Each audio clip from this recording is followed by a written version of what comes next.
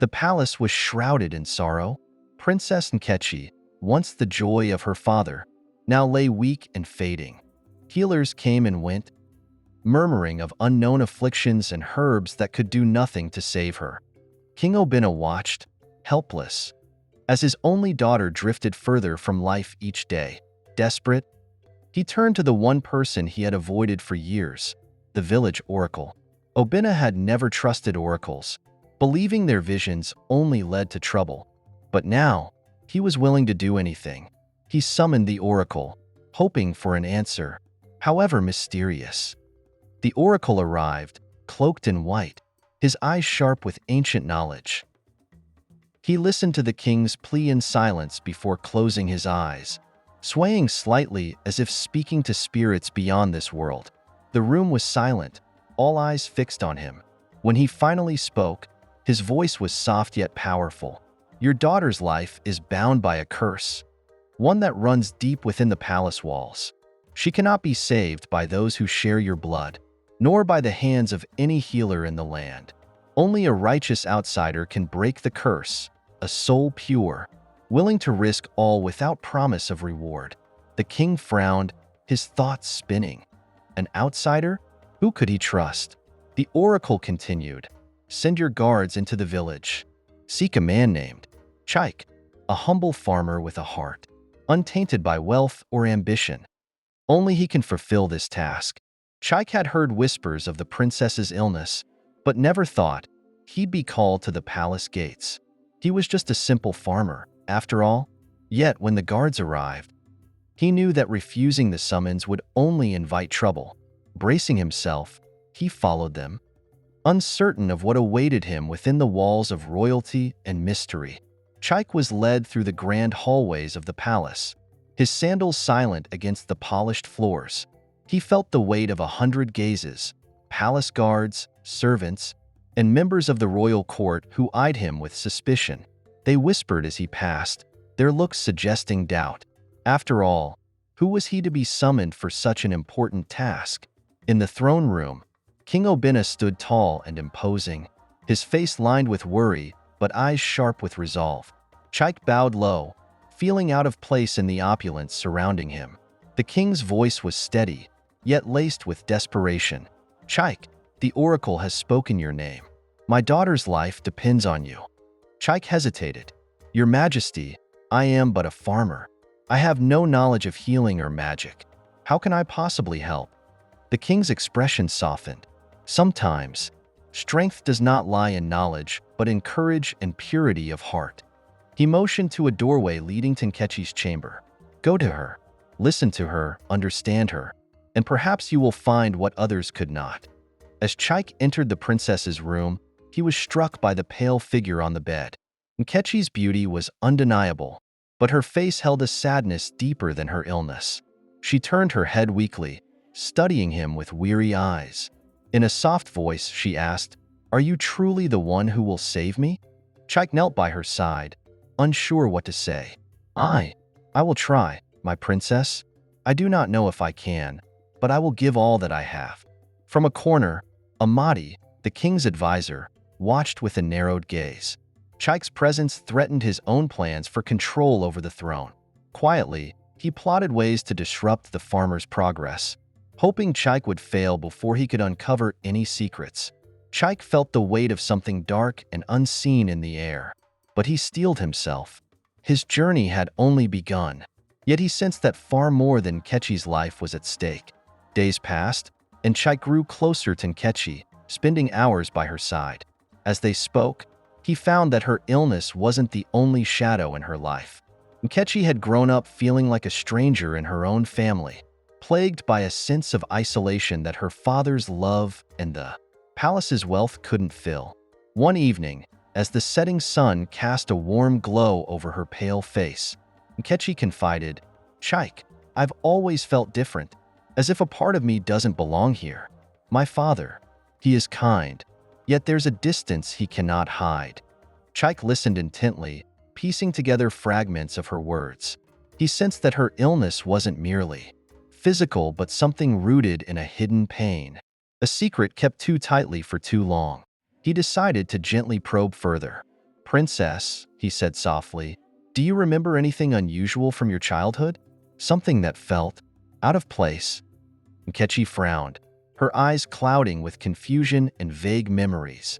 "There were whispers," she murmured, "about a fire and a family that vanished overnight.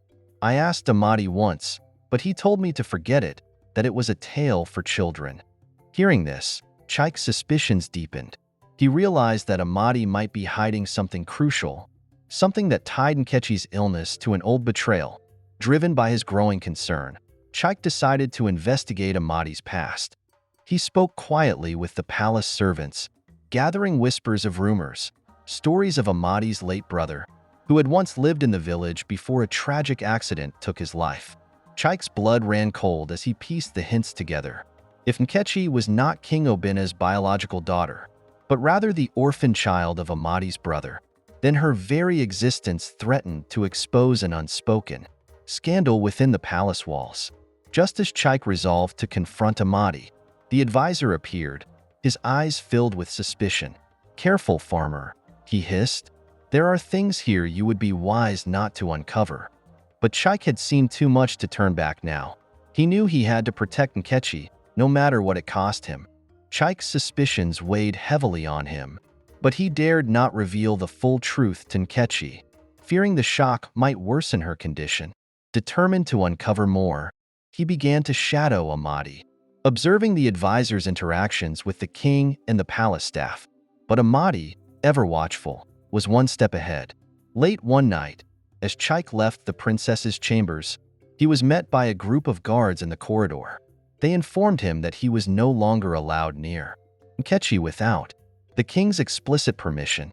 Chike protested, knowing this was Amadi's doing, but the guards, loyal to the royal advisor, ignored his pleas. Feeling helpless, he returned to his quarters, where sleep eluded him. Suddenly, he heard a faint noise outside his window, the hurried footsteps of strangers. His heart raced with dread. Slipping outside, he followed the shadows, blending into the night. He was too late. He arrived just in time to see Nkechi, unconscious and bound, being whisked away by men cloaked in black. Chike recognized them as hired mercenaries, under Amadi's orders. He sprinted after them, keeping his distance, but making sure not to lose sight of them as they disappeared into the thick forest. After a long chase, the kidnappers arrived at an abandoned shrine on the outskirts of the kingdom. Chike hid behind a tree, catching his breath and watching as Amadi stepped forward from the shadows. His voice was filled with venom as he spoke to Nkechi, who was beginning to stir. "You are not the princess you think you are," he sneered. "Your very existence is a threat to my plans, and I will make sure you are never seen again."